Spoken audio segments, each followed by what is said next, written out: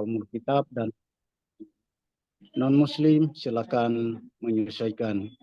Astaghfirullahaladzim, astaghfirullahaladzim, astaghfirullahaladzim, alladzi la ilaha illa khalqal wa atubu ilaih. Illa hadratin Nabi Mustafa Rasulullah sallallahu alaihi wasallam wa ala alihi wa auladihi wa dzurriyyatihi al-Fatihah. A'udzu billahi minasyaitonir rajim. Bismillahirrahmanirrahim. Alhamdulillahirabbil alamin.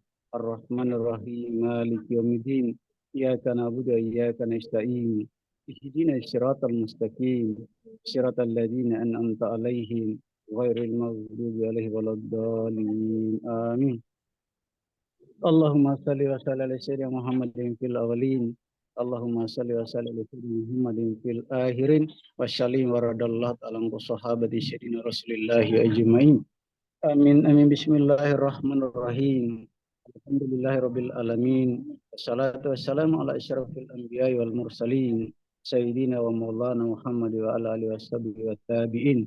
Allahumma ghafir lana junubana ولوالدي وارحمهما كما ربيانا صغارا ولجميع المؤمنين والمؤمنات والمسلمين والمسلمات الأحياء منهم والأموات واتبع بيننا وبينهم بالخير رب غفير وارحم وأنت خير الراحمين ولا حول ولا قوة إلا بالله العلي العظيم. اللهم افتحنا باب الخير والبركة وبنئنا وبارك وبقوة وبصحة وبسلامة وبالجنة. اللهم بالإيمان وأمتنا بالإيمان وأشرنا بالإيمان وأدنا الجنة مع الإيمان. اللهم ثبتنا مع الإيمان وأخرجنا من الدنيا مع الإيمان وقدم لنا من الجن مع الإيمان.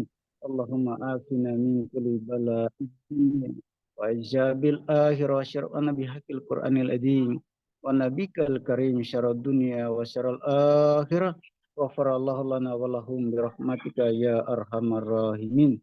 اللهم إنا نسألك سلامة في ديننا وعافية جسدنا وزيادة في العلم وبركة في الرزق وتوبة قبل الموت ورحمة عند الموت ومغفرة بعد الموت. Allahumma khawin alaina fi sakaratil maut wa najatan minan nar wa latifun bil hisab. Rabbana zalamna anfusana wa illam taghfir lana wa tarhamna lanakunanna minal khasirin. Rabbana hab lana min azwajina wa dzurriyyatina qurratan a'yun waj'alna lil muttaqina imama. Rabbana atina fid dunya hasanah wa fil akhirati hasanah wa qina adzabannar. Wa sallallahu ala khalqi sayyidina wa maulana Muhammad wa ala alihi wasallam. Subhana rabbika rabbil izzati amma yasifun. Wassalamu ala mursalin walhamdulillahi rabbil alamin. Wassalamualaikum warahmatullahi wabarakatuh. Diucapkan banyak terima kasih kepada Pak Jahiri yang telah memimpin dalam doa. Selanjutnya kita masuk pada acara yang ketiga, yaitu menyanyikan lagu Indonesia Raya diikuti dengan Mars Fakultas Kedokteran. Pada teman di IT, kami mohon bantuannya.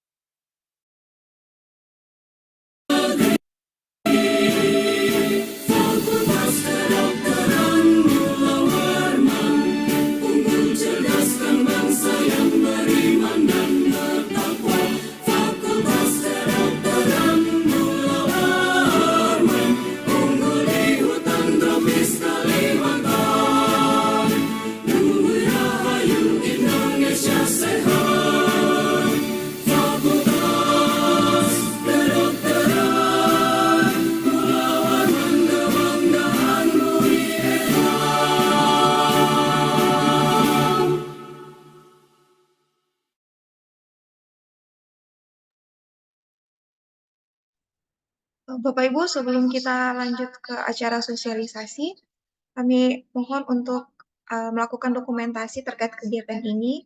Untuk itu, bagi Bapak Ibu yang berkenan untuk on kamera, mungkin bisa on kamera dulu, karena kita akan mendokumentasikan kegiatan kita siang ini.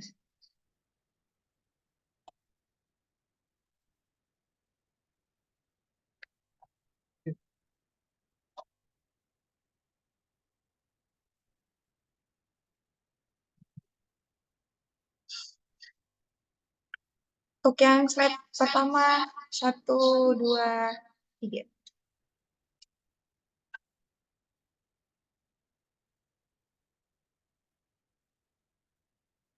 Next slide berikutnya,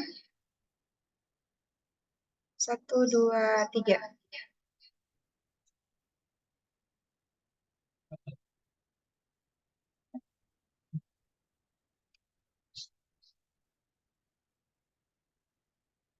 Baik, terima kasih Bapak Ibu.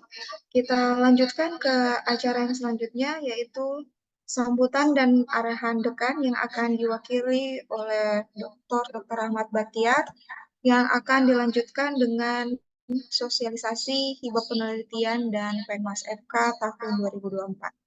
Pada Dr. Ahmad, kami persilakan. Baik, terima kasih Fani. Suara saya jelas ya? Jelas, Dok.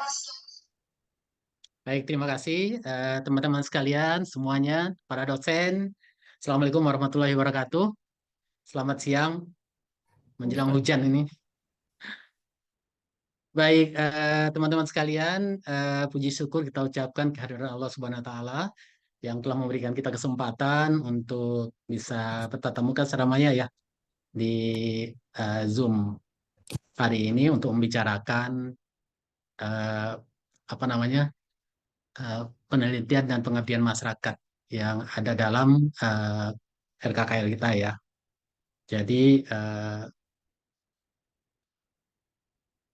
kita akan melaksanakan kegiatan ini sehingga nanti bisa secara optimal akan tercapai. Nanti kami mengharapkan juga WD1 juga nanti akan memberikan sambut apa namanya arahan ya, karena memang kan sebenarnya kan core bisnisnya ini kan sebenarnya bagaimana cara kita bisa mencapai IKU ya, IKU dekan. Nanti akan saya tunjukkan sedikit ya, kenapa kita merasa sangat penting, Ibu WD1 merasa sangat penting untuk mengoptimalkan apa kegiatan penelitian dan pengabdian masyarakat. Ya, begitu ya kira-kira Bapak Ibu sekalian. Bapak Ibu sekalian, saya ingin apa namanya ada slide presentasi ya sedikit ya, Fani ya. Saya mau ya. Ya, silakan Dok, bisa di-share screen. Saya share screen ya. Oke, oke, saya share. Udah ya bisa ya. Oke, sudah kelihatan ya, Bapak Ibu? Ya, terlihat Dok. Terlihat ya. Oke. Nah, saya langsung aja sebenarnya ke sini ya. Nah, ini Bapak Ibu sekalian, kalau kita lihat ya, perjanjian kinerja dekan dengan rektor tahun 2024 itu di IKU 2, ya Bapak Ibu. Nah, kalau Bapak Ibu lihat di 23 itu ya, jumlah keluaran dosen yang berhasil mendapatkan rekognisi internasional ataupun diterapkan oleh masyarakat, industri, pemerintah berjumlah dosen itu 1,3. Artinya kan rasio ya Bapak Ibu. Artinya harusnya lebih dari apa namanya satu dosen itu harus lebih uh, memberikan mempublikasikan kinerjanya atau hasil penelitiannya baik dalam bentuk jurnal internasional maupun paten ya. Begitu ya kira-kira ya. Nah, kemarin kami memang ini terasa kami diskusi dengan WD1 dan Ibu Dekan, ternyata Ibu Dekan memberikan arahan agar kita bisa melobi jadi satu. Jadi setiap dosen harus eh, apa namanya bisa mempublikasikan satu karya ilmiah manuskrip di jurnal internasional ya, baik apa namanya berreputasi ya, baik Scopus ataupun WOS ya, dan bisa menghasilkan paten juga gitu. Nah, ini yang menjadi masalah besar buat kita ya, karena memang Bapak Ibu sekalian, apa namanya, eh, kemauan menulis itu masih dalam tanda petik masih kita masih rendah ya dibandingkan dengan fakultas-fakultas lain ya. Jadi di fakultas lain itu seperti di beberapa fakultas itu 1,3 ini bukan jadi masalah bagi mereka. Nah, sehingga mereka menerima saja. Kemarin kami melakukan negosiasi agar bisa diturunkan. Mudah-mudahan eh, apa namanya usulan dari Bu Dekan itu bisa diturunkan menjadi 1. Tapi at least kita dibebankan seperti itu. Tahun yang kemarin kita diberikan beban atau target 0,5. Ya, jadi kalau dosen kita 80, maka 40 dosen harus pernah menulis di jurnal internasional. Ya begitu Bapak Ibu sekalian ya. Jadi ini memang menjadi tantangan bagi kita semua. Baik Bapak Ibu sekalian, kalau kita lihat di sini ya, apa yang kita upayakan ya untuk mencapai eh, target kinerja dekan tersebut, untuk mencapai IQ dekan itu, ya, yang 1,3 tadi, atau nanti kalau bisa turunkan jadi 1 tadi, ya. Mudah-mudahan bisa diturunkan ya. Kalau 1,3 saya sangat khawatir ya, karena sampai saat ini hanya beberapa dosen yang meminta untuk pembayaran invoice jurnal internasional. Karena saya tahu persis berapa orang yang meminta itu. Kalau yang free menurut saya sih agak susah ya, karena kompetitif. Nah, kalau kita lihat di sini Bapak Ibu sekalian, alokasi anggaran yang kita buat, ya ini kan bisa direvisi ya. Untuk HKI, paten ya, kita alokasikan 50 juta seperti itu ya. Kalau Bapak Ibu lihat di situ, terlihat kan? Kemudian kalau paten juga dibantu oleh LP2M ya, atau kementerian. Tapi kalau misalnya tidak dibantu oleh kementerian, nanti kita bisa alokasikan sendiri. Kemudian yang kedua, kegiatan penelitian. Kita alokasikan 500 juta. Bapak Ibu sekalian, ini adalah angka yang sangat besar ya, mungkin paling tertinggi di seluruh fakultas di Unmul, 500 juta. Ya, karena memang eh, mungkin kita masih lemah berkompetisi di BIMA ya. Karena kalau yang saya lihat kemarin, ya kami pantau kemarin, teman-teman yang apa namanya eligible untuk mengajukan proposal di BIMA itu masih sedikit, ya sehingga tidak bisa menjadi ketua ya, untuk bisa mengusulkan proposal di BIMA. Ya. Jadi kita alokasikan sekitar 500 juta Bapak Ibu. Oke, ini naik dibandingkan dengan tahun yang lalu sekitar 300 juta, ini naik sekitar 500 juta. Ya. Kemudian yang berikutnya adalah bantuan publikasi jurnal, penerbitan buku, itu kita alokasikan 300 juta. Ini juga yang termasuk yang paling tinggi di Unmul.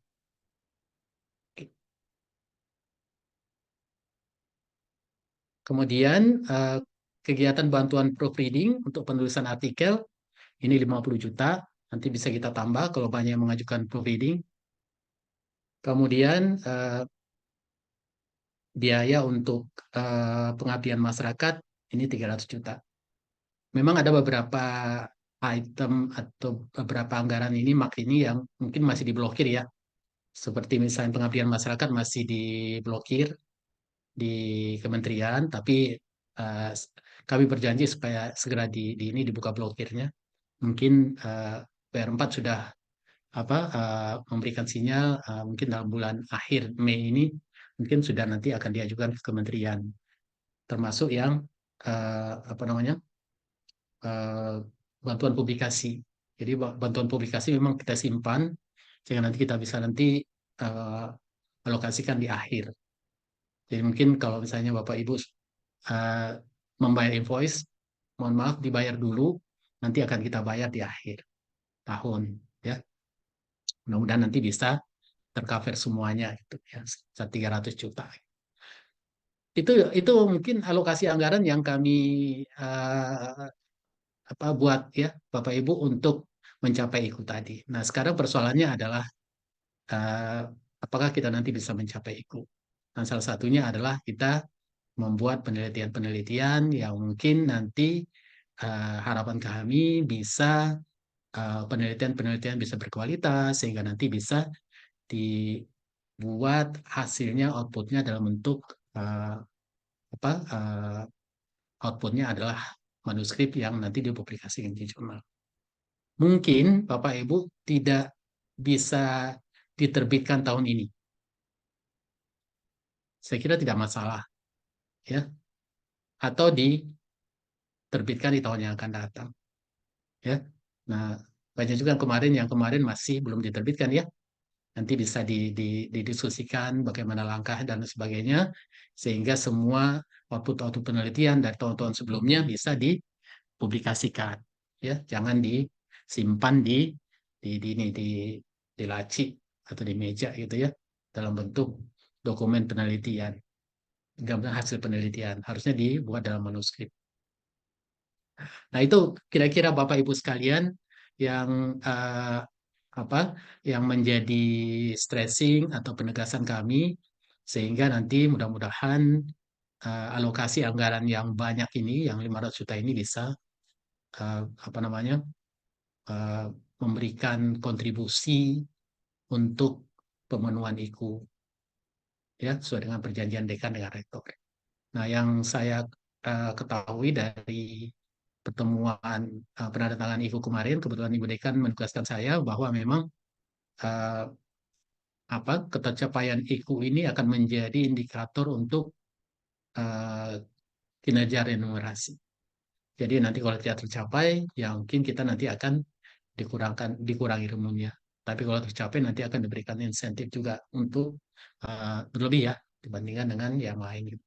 Dan jadi itu yang mungkin ya stressing bagi kita semua teman-teman sekalian, supaya nanti kami mengharapkan uh, kalau bisa jangan mengusulkan penelitian-penelitian yang mungkin yang nanti uh, apa namanya sulit untuk masuk untuk sulit untuk mendapatkan output yang baik sehingga nanti uh, tidak bisa diterima di jurnal-jurnal ya internasional. Saya kira mungkin seperti itu ya, mungkin nanti sehingga nanti kita lebih berkompetitif ya.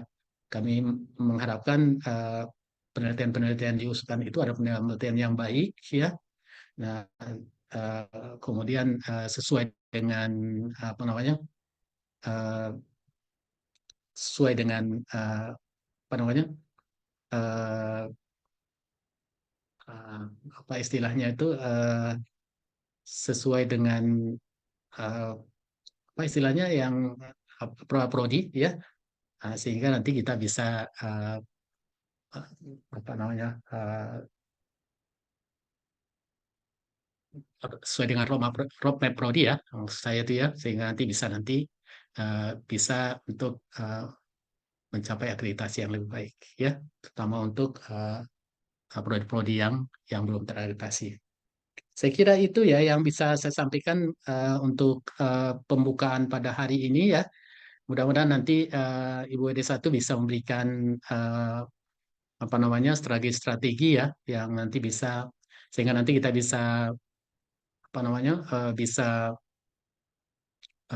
memanfaatkan uang yang banyak ini, uh, tapi outputnya juga jelas ya dan bisa berdampak kepada pencapaian itu. Ya, begitu kira-kira yang bisa saya sampaikan. Nanti berikutnya nanti saya akan menjelaskan juga beberapa hal yang terkait dengan keuangan, tapi saya kira keuangan ini sudah ada protapnya, pakemnya, sehingga nanti mungkin kita akan mengingatkan saja, ya, untuk bagaimana caranya kita untuk membuat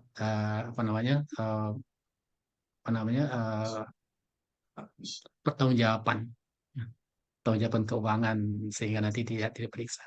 Tapi menurut saya kalau dari pengalaman kami adalah kalau misalnya memang outputnya sudah ada, sudah terbit di jurnal, saya kira ada kecenderungan para pengawas, ya, baik nanti BPK ataupun apa SPI, ya, itu cenderung tidak melihat, ya. Tapi kalau tidak ada outputnya, mungkin baru mereka mau melihat bagaimana kita membuat pertanggungjawaban keuangan. Ya, kalau misalnya sudah terbit jurnal manuskripnya, outputnya, saya kira mereka biasanya tidak melihat, ya, karena outputnya sudah ada. Nah itu jadi kita harus wanti-wanti juga. Nah, mengingatkan kembali teman-teman termasuk saya mengingatkan bahwa laporan-laporan penelitian seharusnya dikonversi menjadi manuskrip yang diterbitkan di jurnal. Sesuai dengan ini, sesuai dengan output penelitian yang telah dituliskan, ya, di kontrak, ya, seperti itu. Nah itu yang mungkin bisa kami sampaikan Bapak Ibu sekalian. Mudah-mudahan nanti kita bisa berdiskusi bagaimana caranya kita bisa mengoptimalkan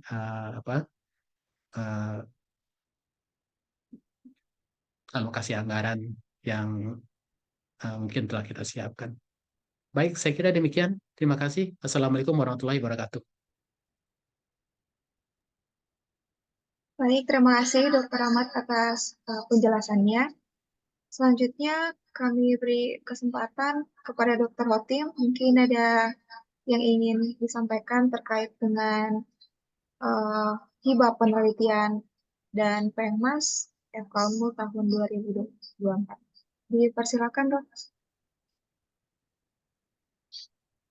Terima kasih Mbak Penny, ya. Sebenarnya tadi sudah disampaikan oleh Dr. Ahmad, ya. Baik, sedikit saja menambahkan. Bismillahirrahmanirrahim. Assalamualaikum warahmatullahi wabarakatuh. Terkait dengan, langsung saja ya, terkait dengan hibah tahun ini yang tadi sudah disampaikan oleh Dr. Ahmad, ya, bahwasanya kita punya target pencapaian IKU berdasarkan kontrak kinerja dekan rektor, ya, fakultas dalam hal ini, yang harus kita capai secara bersama-sama.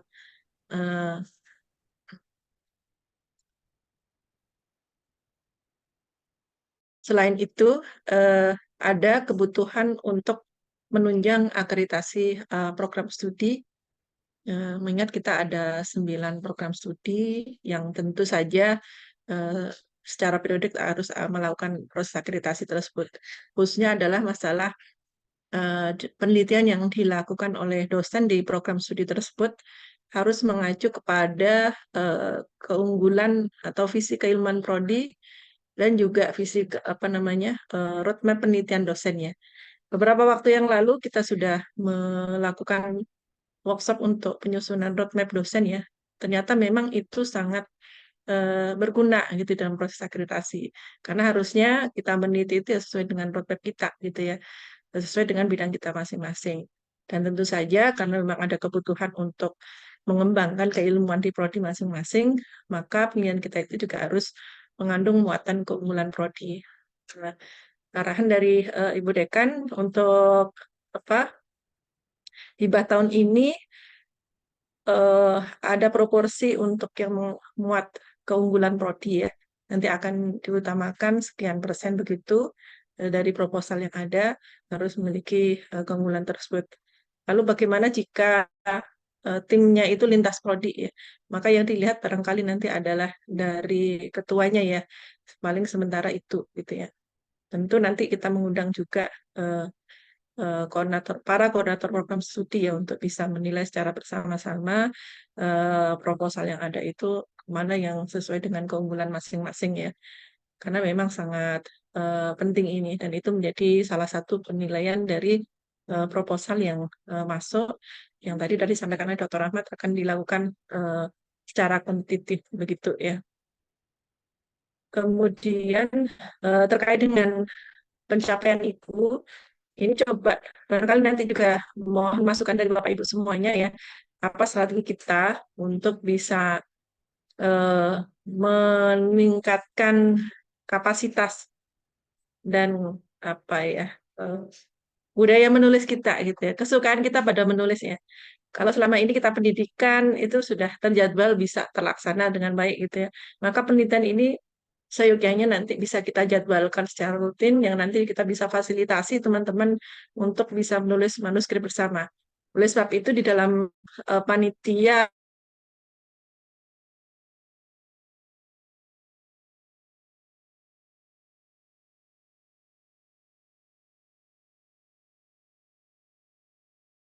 Kak, Wah, mati lampu ya. kalau Excel cuma 10 menit itu. Dokter Sarif suaranya masuk. Halo, halo, halo. Enggak, mati semua kok. Kalau Telkomsel mati semua. Halo, ada orang? Mati semua. Ada Di dong. LP2M baik-baik Aman. saja Oh, listrik. ada orang di depan. Mati lampu nggak di sana? Gelap. Di rumah mati Kami lampu nggak? aman. Aman. Aman, nggak mati lampu. Rumahnya mana dulu nih? Enggak, sini sama Linda semua. Ya nggak tahu, ada yang masih di Ya. kantor. mohon maaf Nah, mati lampu mati memang. listriknya. Ya, Ya, Dokter Sarif barengan sendiri hujan juga. berduaan, gelap-gelapan. Di dokter putus sih tadi. Alhamdulillah udah pakai apa namanya wifi yang lain. Ya, jadi Bapak Ibu untuk menunjang pencapaian IKU tadi barangkali perlu kita pikirkan bersama-sama ya. Kita kerjakan bersama-sama juga supaya kita ini terbiasa menulis ya. Ini nanti ada Dr. Swandari yang sudah apa jam terbangnya sudah mumpuni itu bisa untuk mendampingi. Ada juga Dokter Endang dan yang lain sebagainya ya. Kita saling membantu supaya kita itu dipaksa untuk terbiasa menulis. Kalau terbiasa harus dipaksa dulu barangkali ya. Nanti tugas kami adalah memfasilitasi sarana tersebut gitu ya. Maka dalam kepanitiaan tahun ini selain untuk hibah penelitian, ada juga yang mengelola untuk publikasinya ini seperti apa nanti ya pengelolanya itu nanti barangkali Mbak Hanis dan teman-teman akan bisa menyampaikan program yang setelah disusun ya. Mungkin itu saja sedikit tambahan dari saya. Nanti lebih detailnya di Mbak Hanis dan kawan-kawan. Baik, terima kasih. Assalamualaikum warahmatullahi wabarakatuh. Waalaikumsalam. Terima kasih, Dok. Nah, selanjutnya kita akan mendengarkan presentasi dari Ketua Panitia Pelaksanaan Hibah Internal FK. Untuk diskusi atau tanya jawabnya nanti akan di akhir ya Bapak Ibu setelah presentasi dari Mbak Hanis. Kepada Mbak Hanis saya persilakan. Baik, terima kasih Mbak Fani. Apakah suara saya jelas, terdengar? Oke, Jelas. izin Bapak Ibu untuk share screen terlebih dahulu. Assalamualaikum warahmatullahi wabarakatuh. Selamat siang Bapak Ibu sekalian. Izin dalam hal ini saya akan sedikit meneruskan dari arahan Bu Dekan dan juga yang telah disampaikan oleh Dr. Khotim dan juga Dr. Ahmad mengenai teknis lebih spesifik nih untuk bagaimana syarat-syarat ketentuan yang berlaku untuk dalam hibah penelitian pada tahun 2024 ini. Seperti yang kita ketahui bersama, untuk tujuan dari pengadaan hibah internal baik untuk penelitian maupun pengabdian masyarakat, lebih spesifik kita ingin mendorong, ingin meningkatkan budaya meneliti dan yang telah disampaikan Dr. Khotim juga budaya untuk menulisnya, seperti ya. Kemudian untuk meningkatkan mutu dan kompetensi dari penelitian itu sendiri, serta meningkatkan kemampuan kerjasama antar pihak, antar sektor. Kemudian untuk meningkatkan capaian publikasi, khususnya pada jurnal internasional yang bereputasi dan karya inovasi dalam hal ini paten, seperti yang kerjasama yang diatur bersama dari kerjasama dekan, IKU dekan dengan universitas. Kemudian tujuan yang berikutnya adalah meningkatkan capaian indikator kinerja utama fakultas. Jadi seperti rangkaian agenda, hari ini merupakan sosialisasi terlebih dahulu mengenai penelitian hibah yang ada di fakultas serta pengabdian masyarakat. Kemudian nanti pada tanggal 27 sampai 31 Mei, insya Allah akan dilakukan coaching bersama. Ini kami akan mendatangkan berusaha dari LP2M terlebih dahulu untuk internalnya, untuk coachingnya. Kemudian nanti pada bulan Juni, tanggal 1 sampai 10 Juni diharapkan sudah kita terima proposal penelitiannya dan tanggal 8 Juni merupakan submit terakhir untuk proposal kepada pihak fakultas. Karena nanti di tanggal 10 sampai tanggal 14 Juni, insya Allah akan dilakukan review proposal dan sekaligus penilaiannya dari LP2M. Kemudian dilanjutkan juga review anggaran, baik penelitian maupun pengabdian masyarakat pada tanggal 19 Juni. Dan terkait dengan keunggulan prodi yang telah disampaikan dari Dr. Khotim bahwa dari Dekan juga menyampaikan bahwa akan sedikit diunggulkan begitu ya, akan sedikit lebih diprioritaskan Bapak Ibu yang memiliki penelitian atau pengabdian masyarakat di bidang keunggulan prodi masing-masing akan diberikan poin yang lebih tinggi. Sehingga diharapkan Bapak Ibu dapat mengakomodir untuk keunggulan prodi masing-masing dan bisa mendapatkan nilai yang maksimal. Dan tanggal 21 Juni merupakan pengumuman hasilnya siapa yang berhasil mendapatkan hibah penelitian ini. Kemudian pengumpulan hasil proposal yang telah direview paling lambat pada tanggal 24 Juni dan tanggal 25 sampai 26 Juni akan dilakukan penandatanganan kontrak. Dan pelaksanaannya dimulai per Juli sampai per 30 November untuk pelaksanaan penelitian maupun pengabdian masyarakat. Di tengah-tengahnya nanti juga akan ada coaching manuskrip baik untuk peserta yang hibah pada tahun yang sebelumnya, pada tahun 2020, 2021, maupun 2022, dan 2023 yang masih belum melaksanakan kewajibannya untuk melakukan publikasi, maka akan dibantu, difasilitasi oleh fakultas, dan juga ada pendampingan dari pihak LP2M untuk coaching manuskripnya, pada range-nya antara bulan Juli atau bulan Agustus. Pada bulan September hingga Oktober dilakukan monitoring evaluasi, baik untuk penelitian maupun pengabdian masyarakat, mengenai serapan anggaran, bagaimana kemajuan hasil penelitian serta PKM, dan ruaranya yang dicapai apakah sudah terpenuhi atau belum. Kemudian pengumpulan laporan hasil keuangan, serta hasil penelitian di akhir November, tanggal 25 sampai 26 perkiraan, dan bisa melakukan diseminasi hasil pada 27 sampai 29 November. Kemudian skema penelitian yang bisa kita akomodir di penelitian hibah internal ini ada 3, utamanya sama seperti dengan tahun-tahun yang lalu. Secara umum ada penelitian dasar, penelitian terapan, serta penelitian pengembangan. Saya yakin Bapak Ibu sudah paham semuanya, jadi kita bisa sampaikan di akhir saja, mungkin ada yang kurang. Yang pasti adalah mengenai ketentuan umum. Jadi diharapkan Bapak Ibu semuanya bisa melakukan dan bisa mengajukan hibah ini proposalnya baik penelitian maupun pengabdian masyarakat dengan ketentuan yang pertama, dosen tetap aktif di FK Unmul yang telah memiliki NIDN maupun NIDK, tidak sedang tugas belajar. Kemudian kalaupun sedang tugas belajar diperbolehkan asal sebagai anggota. Kemudian belum pernah mendapatkan hibah penelitian dari penyelenggara lain ataupun BIMA seperti yang beberapa waktu lalu telah ada pendanaan dari hibah BIMA. Mungkin Bapak Ibu yang juga mengajukan, maka penelitian yang sama tidak boleh diajukan lagi pada hibah internal ini. Kemudian untuk berapa kuota masing-masing dosen, setiap dosen dapat mengusulkan 2 usulan penelitiannya, baik sebagai ketua maupun sebagai anggota. Kemudian namun apabila sebagai anggota dapat hanya boleh menjadi 1 anggota saja. Kemudian tadi seperti yang disampaikan Dr. Khotim, penelitian dengan topik unggulan merupakan prioritas dari fakultas sehingga Bapak Ibu yang mengajukan penelitian ataupun nanti pengabdian masyarakat yang berkaitan dengan topik unggulan akan diutamakan.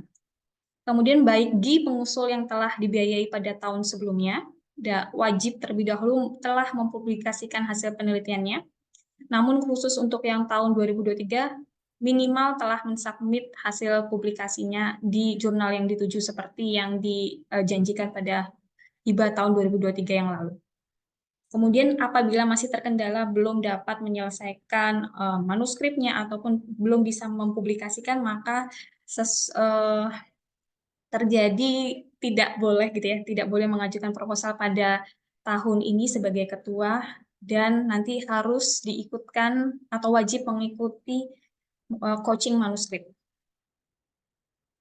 Kemudian untuk ketentuan khusus penelitian dasar, ini Bapak Ibu yang berpendidikan minimal S2 ataupun S3 dengan jabatan fungsionalnya lektor, kemudian anggota pengusulnya maksimal 5 orang dengan wajib mengikut sertakan 1 orang dosen klinik serta mahasiswa sebagai anggotanya.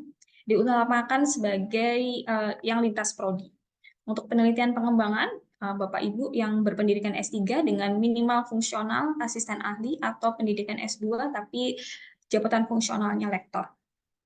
Kemudian anggota pengusul maksimalnya 7 orang dan sama ketentuannya harus mengikutsertakan dari lintas prodi. Penelitian dosen pemula juga sama untuk Bapak Ibu yang berpendidikan S2 dengan jabatan fungsional maksimal adalah asisten ahli ataupun yang belum memiliki jabatan fungsional. Anggota pengusulnya hanya 2 orang, 1 dosen dan satu orang lagi adalah mahasiswa. Sedangkan untuk pendanaan tadi seperti yang disampaikan Dr. Ahmad, kita mengajukan 500 juta, diharapkan bisa terserap semua oleh proposal Bapak Ibu yang akan diajukan nanti, dan dana penelitiannya kita 50% dicairkan, sampai 70% dicairkan dari total yang diajukan. Waktu paling lama 3 minggu setelah pengumpulan proposalnya. Kemudian ini adalah beberapa syaratnya, syarat pencairannya harus menyertakan terlebih dahulu proposalnya dalam bentuk hard copy 2 rangkap serta soft copy, dan juga dilakukan tanda tanganan kontrak. Oke, ini yang akan dilakukan atau akan diberikan sanksi bagi Bapak Ibu yang telah melakukan kontrak, namun tidak dapat menyelesaikan laporan penelitiannya hingga batas akhirnya yakni 26 November 2024, dan pada tahun ke depan tidak dapat mengikuti hibah penelitian selanjutnya.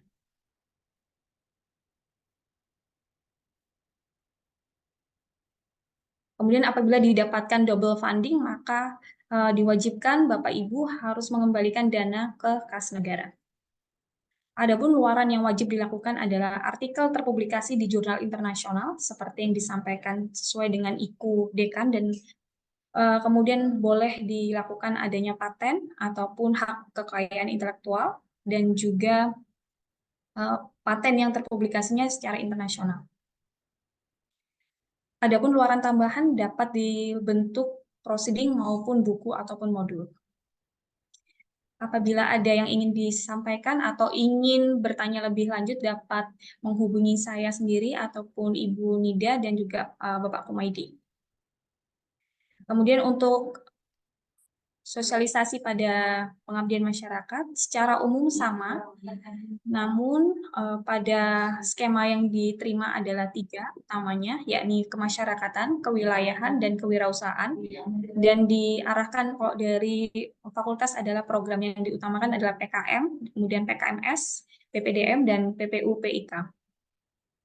Ketentuan umumnya secara umum sama, dan khusus pengusulnya harus sudah mempublikasikan terlebih dahulu hasil penelitian atau hasil pengabdian masyarakat yang telah dilakukan pada tahun 2020 sampai 2023. Anggotanya maksimal 4 orang, yakni dosen yang ber-NIDN, dosen yang ber-NIDK, serta 1 orang mahasiswa. Pendanaannya tadi ternyata revisi yang disampaikan dari Dr. Ahmad adalah 300 juta rupiah, jadi mohon maaf di sini masih belum terupdate dana yang disampaikan. Untuk deadline-nya sama dengan yang lalu, yang penelitian. Kemudian izin menyampaikan Bapak Ibu, seperti beberapa waktu lalu pada bulan Februari dan Januari akhir itu setelah disampaikan oleh Dr. Ahmad juga bahwa Bapak Ibu boleh menyampaikan mengenai proposal yang diajukan untuk pembukaan dana. Adapun misalkan Bapak Ibu menggunakan proposal yang tersebut, tetap diperbolehkan. Sementara ini kami sudah mendapatkan 22 tim yang mengajukan untuk penelitian dan serta 18 tim peneliti untuk di pengabdian masyarakat. Namun apabila Bapak Ibu pada saat yang lalu masih ingin merevisi ataupun memang yang lalu belum melakukan submit proposal, kami masih membuka sampai dengan akhir Mei ini. Terlihat nggak slide-nya? Yang Excel-nya. Hah? Oh, sorry. Sebentar. Izin Bapak Ibu, ini berikut adalah beberapa proposal yang telah masuk ke baik ke pengabdian masyarakat maupun penelitian yang telah submit pada bulan Februari dan Januari akhir yang lalu. Ada beberapa dosen yang telah mengajukan. Apabila Bapak Ibu kemarin masih belum sempat ataupun ingin merevisi proposal yang telah masuk ini, masih dipersilakan sesuai dengan tenggat waktunya yang kita terima sampai pada bulan Mei akhir ini, tanggal 24.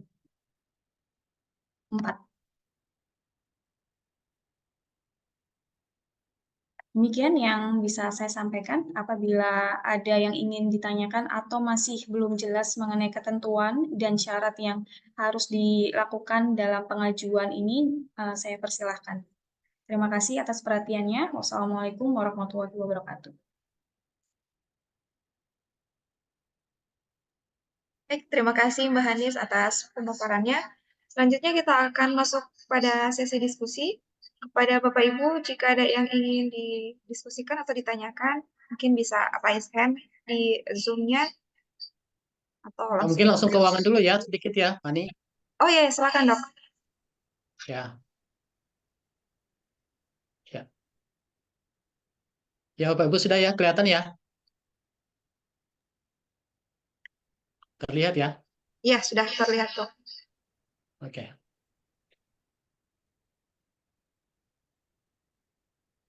Baik, Bapak Ibu sekalian, teman-teman sejawat dosen, ya sebenarnya peraturan keuangan Indonesia tidak banyak berubah ya dari tahun-tahun sebelumnya ya. Jadi itu mengacu pada SBM ya. Nanti bisa dilihat di download ya di sini standar biaya masukan ya. Nah, tapi intinya sebenarnya tidak terlalu. Kalau misalnya teman-teman sudah kemarin masukkan proposal BIMA, saya kira sudah jelas ya. Karena proposal BIMA itu kan memang dibuat sedemikian rupa sehingga semuanya terkunci ya. Kalau memang kita berlebih dalam suatu mata anggaran tertentu ya. Baik, Bapak Ibu sekalian, kalau kita lihat honorarium Bapak Ibu. Honorarium kalau misalnya penelitian atau pengabdian masyarakat Bapak Ibu ada honorarium, honorarium itu dosen tidak boleh. Pengusul tidak boleh. Pengusul dan anggota tidak boleh menerima honorarium. Yang bisa menerima honorarium itu adalah membantu peneliti. Orang jam, 25.000 1 jam. Ya Bapak Ibu. Kemudian yang kedua pengolah data, 1.540 ya. Oke. Paling bagus kalau misalnya ke pihak ketiga. Kemudian petugas survei. Ya, orang responden ya. Berapa responden ke 8.000. Kemudian pembantu lapangan 80.000 per hari. Ya. Ada juga yang bisa juga administrasi ya. Administrasi penelitian 300.000 per bulan. Ya, sesuai dengan lama penelitian kita. Tapi jangan dilebihkan. Misalnya jangan dikasih 1 tahun ya. Kalau saya sekarang bulan 5, ya enggak mau 1 tahun. Misalnya maksimal ya saya 4 bulan, 5 bulan gitu. Sampai bulan 11 saya kan. Nah, seperti itu ya. Itu dibuat sedemikian rupa gitu. Jadi sesuai dengan proporsinya. Saya kira enggak jadi masalah ya honorarium ya. Kemudian yang biaya bahan ya.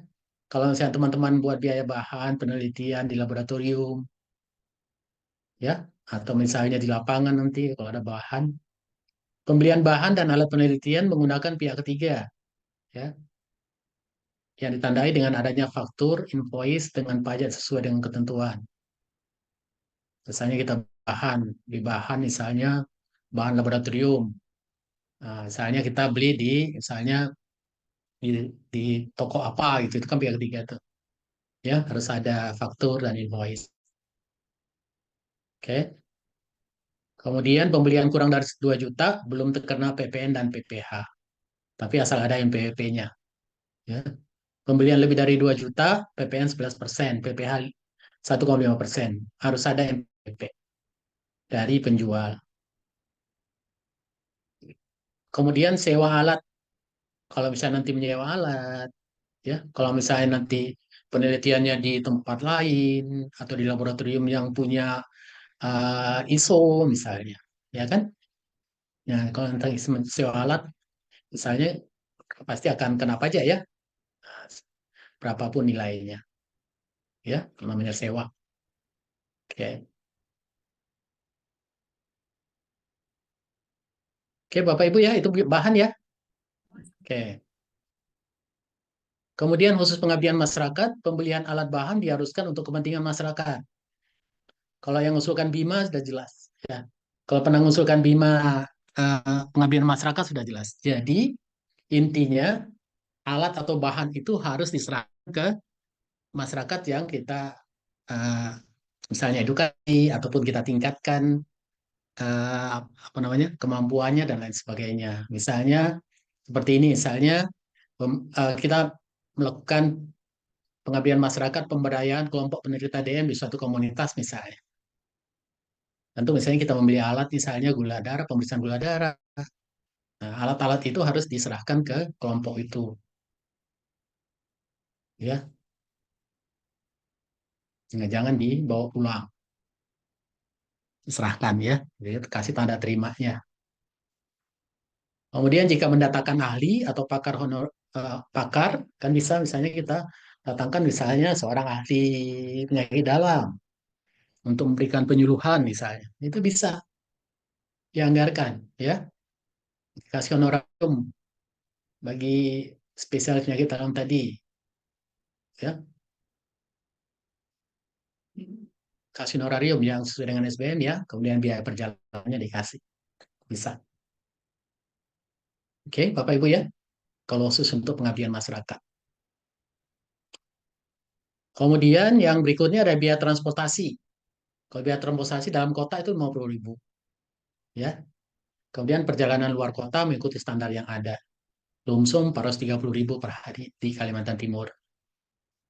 Ya, kalau saya pergi mengambil bahan ke sana, misalnya apa, kalau penelitian ya, kadang-kadang ada misalnya eh, ya mungkin mencari menemukan sampel responden dan lain sebagainya ya.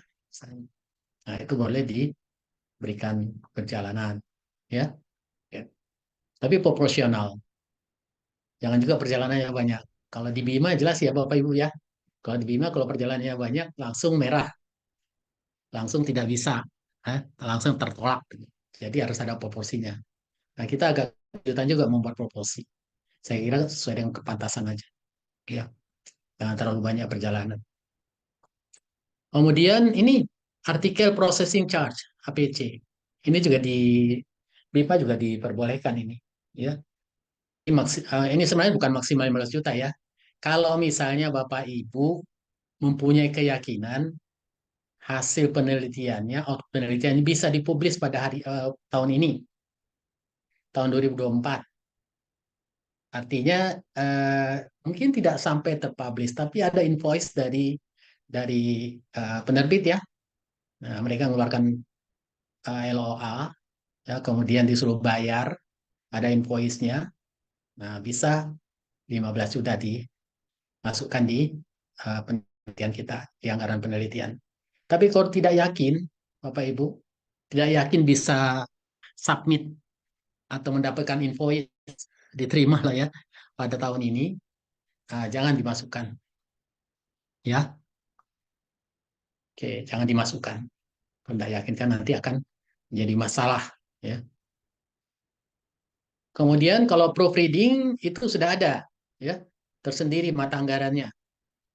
Jadi Bapak Ibu tidak usah masukkan di ini di apa di uh, anggaran penelitian karena sudah ada.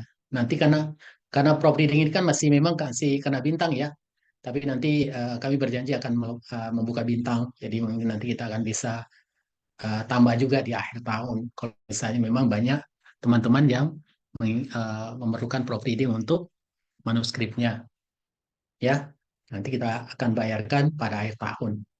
Jadi jangan dimasukkan di RAB penelitian, ya. Oke. Kemudian biaya terjemah tidak ada dialokasikan. Kemudian publikasi koran masa menyesuaikan pada pengabdian masyarakat. Kalau ada outputnya misalnya publikasi di koran ya silahkan. Ya. bisa dimasukkan. Tapi nanti harus ada invoice dari koran atau media massanya. Kemudian pembuatan video, buku saku dan lain sebagainya ya, sesuai dengan pengabdian masyarakat. Nanti bisa disesuaikan ya, sesuai ada invoice-nya.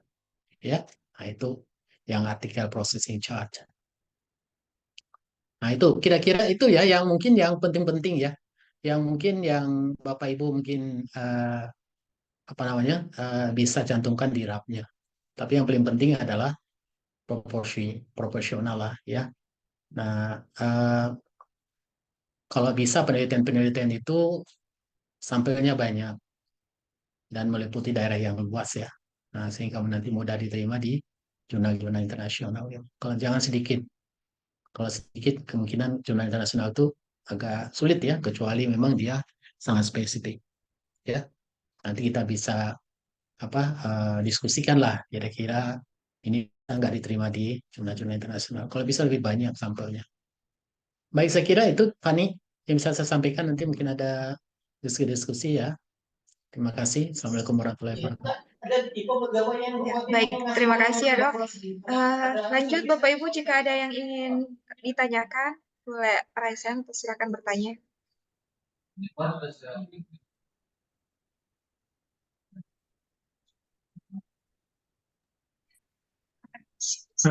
Mbak Fani, Iya dok. tanya Mbak, ya, Assalamualaikum.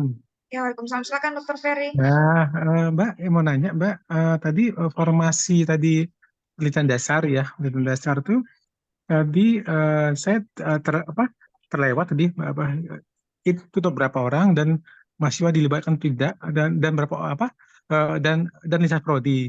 Pertama itu, kedua mungkin ke Dokter Ahmad mengenai apa namanya pembiayaan yang jasa, Dok. Dokter Ahmad, pembiayaan jasa. Jasa itu apakah tetap 2 juta baru dikenakan dikenakan apa namanya dikenakan pajak atau mungkin seberapa pun dikenakan pajak, misalnya jasa kalau lain lo enggak ada ya jasa untuk pengelola statistik ya apa analisa statistik pertama itu, atau mungkin jasa untuk pemeriksaan lab misalnya lab mutu air di perikanan, itu apa harus 2 juta ke atas kena ke pajak atau memang di bawah 2 juta kita tidak kena pajak?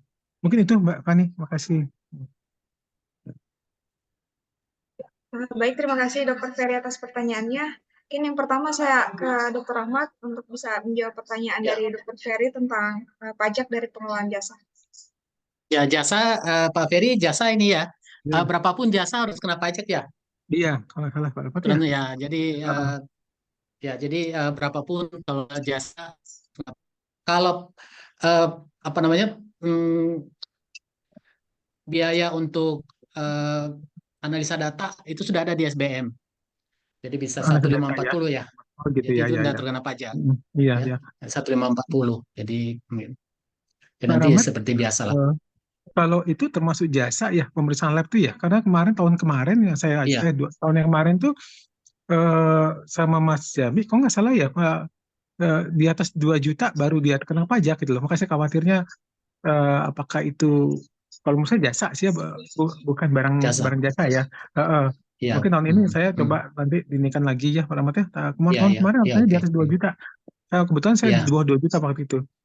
Kalau bahan Enggak, alat ya di atas 2 teman-teman, juta, tapi kalau jasa berapapun Pak Ferry, berapapun ya. berapapun ya. Ya. Oke, makasih Dr. Ahmad, makasih. Pak Ferry belum itu ya, belum itu ada invoice-nya itu untuk jurnal yang terbaru ya. Oh iya, ya insya Allah Hah? saya masukkan, Pak Rahmat. Terima kasih. Berapa itu Pak? Berapa? Dokter Ferry nggak perlu duit. Nggak perlu duit ya Pak? Enggak, Pak Hah? Tim. Pelan-pelan. Makasih, Pak Tim. Pak Rahmat, makasih. Baik dok, lanjut tadi untuk pertanyaan yang kedua mungkin bisa dijawab oleh Mbak Anis terkait dengan skema penelitian dasar dan juga anggotanya. Kalau mahasiswa gimana, bisa berapa orang? Silakan Mbak Anis.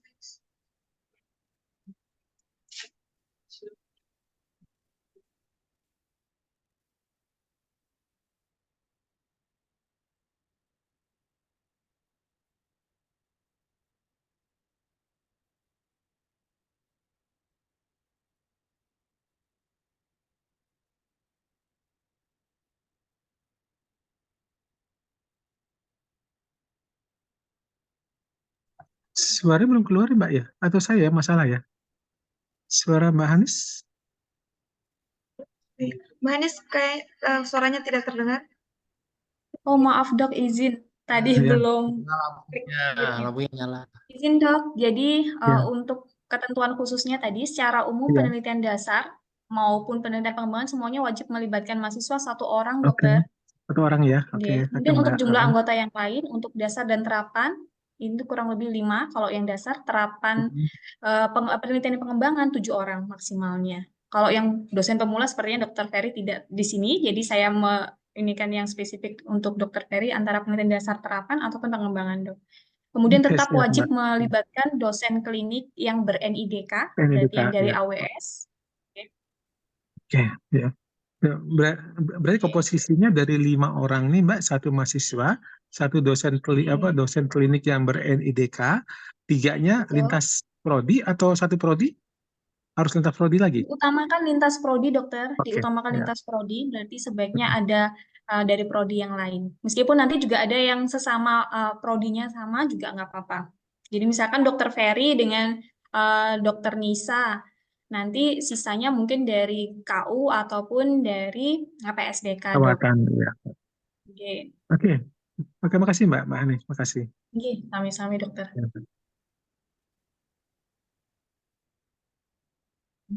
Iya, selanjutnya Bapak Ibu masih ada yang ingin ditanyakan? Izin bertanya. Ya, Dokter Swan, silakan dok. Raise hand. Iya ya, silakan dok. Saya raise hand.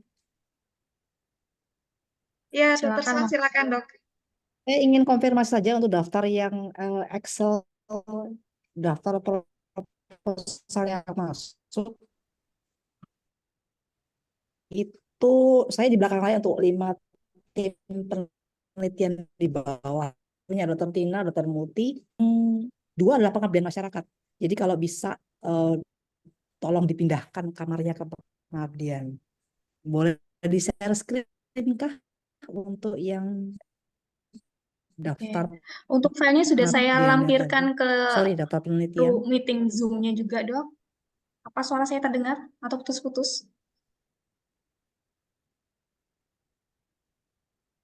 Hanya Dokter Swan yang agak Share terputus. screen Kalau ya? Mbak Hanis jelasin. Iya. Oke, iya ini dok, saya ini yang sudah. share screen. Itu saya yang share screen. Jadi mohon izin untuk punyanya Dokter Agustina Rahayu Magdaleni yang emergency medical skill. Itu pelatihan BLS-nya itu adalah pengabdian. Jadi mungkin yang nomor 20 bisa dipindah kamarkan ke pengabdian. Oke, Karena baik, memang dok. sudah perjanjian dengan Kepala Diskominfo Samarinda untuk kami pengabdian di sana, di relawan kedua. Kemudian punya Dr. Mona yang nomor 22, itu juga jadi pengabdian, karena kebetulan juga sudah janjian dengan Kepala Puskesmas Palaran untuk kami pengabdian di sana. Itu aja. Oke. Itu ada namanya habis. Dialihkan ya dok ya, berarti ya.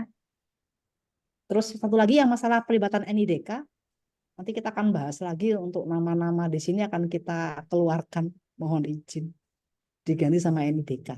Kira-kira demikian. Mbak Swan, kok nama-namanya itu 1 prodi aja sih? Nggak ada prodi gigi? Jadi saya Iya. nanti kita tukeran kalau gitu. Iya, Jadi mohon izin.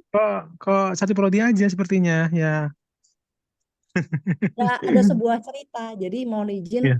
ada 5 tim ini adalah proposal PKM mahasiswa kami Oke. yang mereka itu gagal berjuang tingkat nasional karena memang saingannya berat-berat. Bahkan saingan di internal Unmul pun judul mahasiswa fakultas saya lebih keren-keren sebenarnya dibanding judul kedokteran.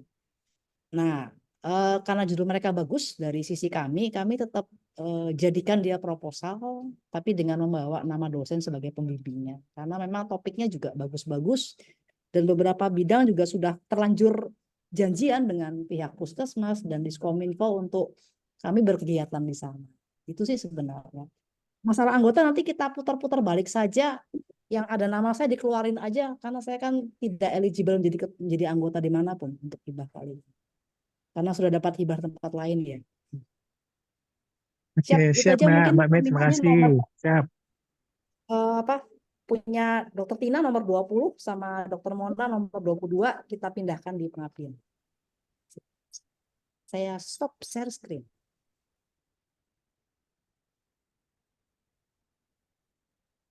Mbak Hanis, mohon izin. Iya dok, silakan.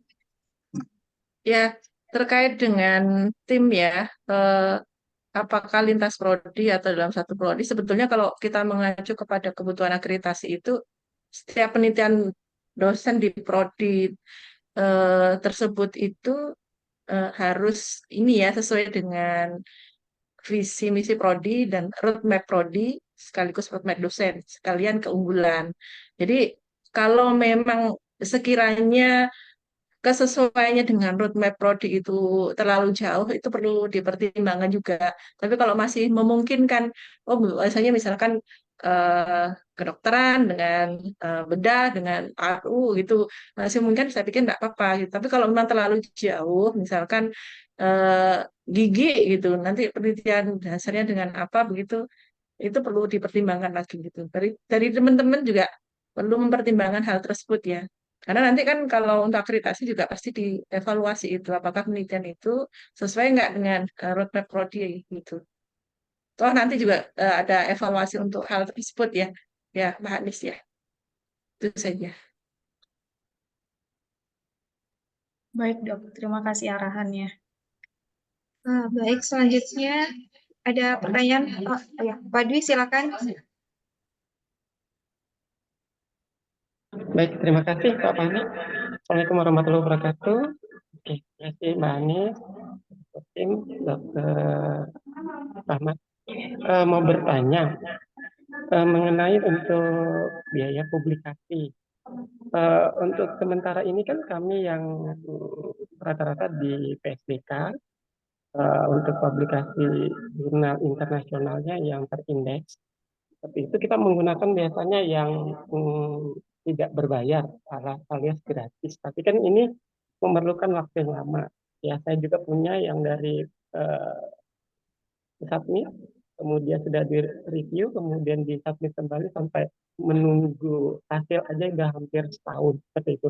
Nah, kami untuk yang berbayar itu kadang-kadang takut Dokter Ahmad ya, karena kami juga belum mendapatkan kepastian berapa sih limit maksimal yang dibiayai oleh fakultas seperti itu. Kan rata-rata kalau kita mau submit atau yang berbayar yang D3 itu kan sudah minimal itu D4 itu minimal 16 juta. Seperti itu ya, memang ada yang di bawah tersebut, tapi kita kadang-kadang skupnya yang tidak ada. Nah, yang saya tanyakan ya mungkin mewakili dari PSDK, berapa sih limit maksimal yang nanti kita bisa dapatkan agar kita nggak ragu pada saat kita submit ini. Ya, mungkin kita dari teman-teman juga mempunyai merasa bahwa oh ya bisa submit di jurnal yang terindeks itu, tapi biayanya lumayan seperti itu. Nah, itu aja yang mungkin bisa saya tanyakan Dr. Ahmad, Dr. Fatih. Terima kasih Mbak Fani. Ya, baik, silakan Dokter Ahmad mungkin bisa dijawab pertanyaan dari Pak Dwi. Ya, salah Bapak. Kenapa Bapak masukkan ke jurnal yang gratis kan susah itu. Fast track aja. Berapa? 30 juta juga kita bayar. Penelitian Pak Lukas itu 30 juta kita bayar. Nah, maksud kami kami sebenarnya Kenapa nunggu kepastian aja. susah Boleh Pak ya? nyari? Boleh. Fast Oke, track siap. aja. Ya. Siap Pak. Semuanya kita bayar juga. 300 juta kan susah untuk menghabiskan uangnya itu. Oke, Ajukan Nanti kan, aja biar pusing Dokter Ahmad ya, nanti. sistem kita bisa revisi. Nanti kan kalau misalnya nanti kurang, nanti kita revisi di akhir. Ya. Nah, jadi memang kita tunggu di belakangan supaya nanti bisa terbayarkan semuanya. Gitu. Baik. Kemarin Siap. 150 juta kami revisi loh Bapak. Tidak Karena ini. daya Tidak serapnya kurang ya Dokter Ahmad ya. Daya serapnya kurang ya. Tidak kemarin ya. Nah, Tahun yang kemarin. itu yang Gitu. Jadi di gratis-gratis di resubmit aja itu kalau gitu. ya. Baik, Cari kalau yang ini. Dok, terima kasih. Kami siap. Insyaallah. Ya.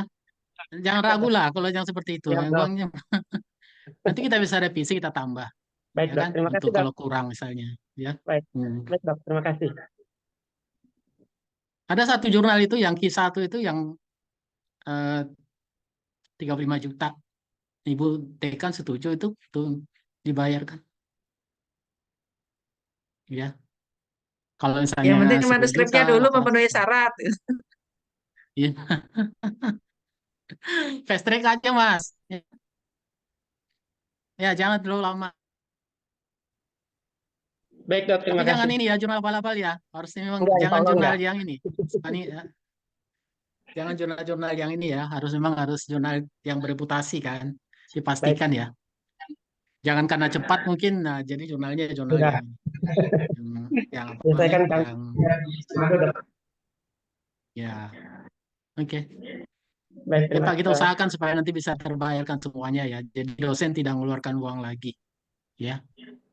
Baik. Menambahkan satu hal, Mbak Fani ya. Kalau dari targetnya Dr. Ahmad tadi kan 1:1 ya. Jadi satu dosen, satu publikasi. Kalau kita 85 dosen berarti 85 publikasi.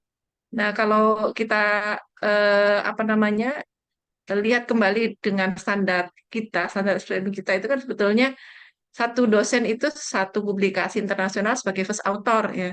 Kenapa begitu? Nanti ya kepentingannya supaya dosen-dosen itu juga cepat juga naik pangkat begitu ya. Ya memang kelihatan berat tapi ya harus kita mulai sepertinya ya. Heeh. Tapi kalau misalkan publikasi bareng-bareng jadi co-author nggak bisa juga dipakai gitu ya. Kira-kira seperti itu. Jadi didorong supaya sebagai first author begitu. Itu aja Mbak. Ya, baik. Terima kasih, Dok. Selanjutnya tadi ke Dr. Rajib sempat raise hand. Silakan Dr. Rajib jika ada yang ingin ditanyakan atau dikonfirmasi.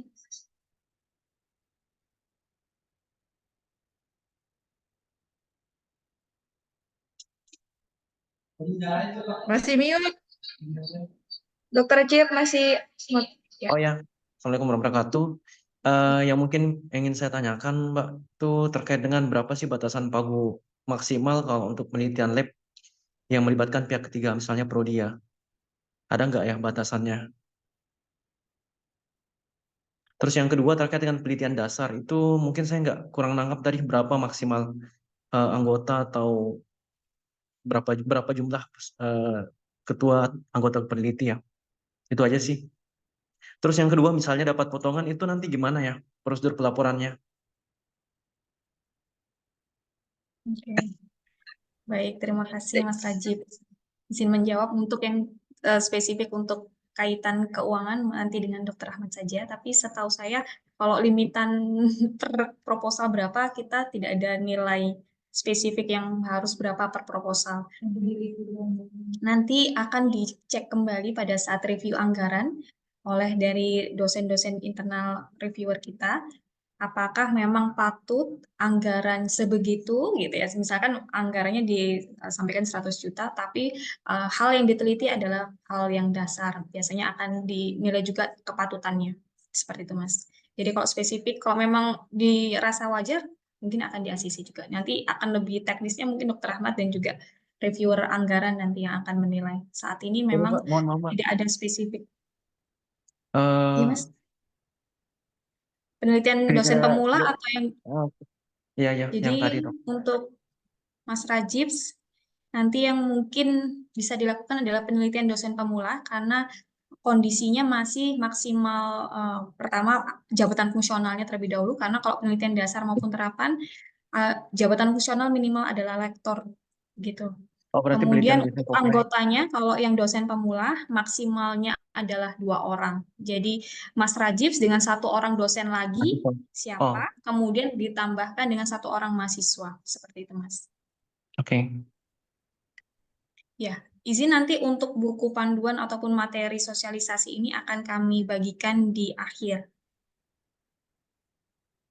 Nanti Bapak Ibu bisa mencermati lagi apabila masih yang dirasa belum jelas. Ya, baik. Mungkin Mungkin untuk tadi terkait jawaban keuangan, Dr. Ahmad mungkin bisa dibantu. Ya, saya kira sama lah tadi ya. Jadi tidak ada batasan, ya. Nanti kan ada reviewernya itu yang tunjuk Ibu Dekan tuh, ya, reviewer keuangannya. Ah ya, baik Ya, dok. Baik, orang jadi baik dok, usulkan terima aja kasih. ini apa yang kira-kira pantas lah kan, ya. Ya, Oke, udah jadi patutannya dok masalah. ya. Makasih Izin Dokter dok. Ahmad, ini ada yang bertanya di kolom chat juga. Mungkin untuk dosen yang NIDK namun bukan PNS, apakah boleh diberikan honor, Dok? Sepertinya boleh ya. Saya belum melihat. Pengusul. Dia pengusul, Bu. Dia pengusul enggak? Kalau pengusul nggak boleh. Pengusul. Peneliti. Kalau berarti Kalau pengusul nggak boleh. Oke, kalau pengusul nggak boleh tetap ya. Kalau Baik, pengusul nggak sudah boleh. terjawab. Ya, Baik, terima kasih Dokter Ahmad. Baik, Bapak Ibu masih adakah yang ingin bertanya?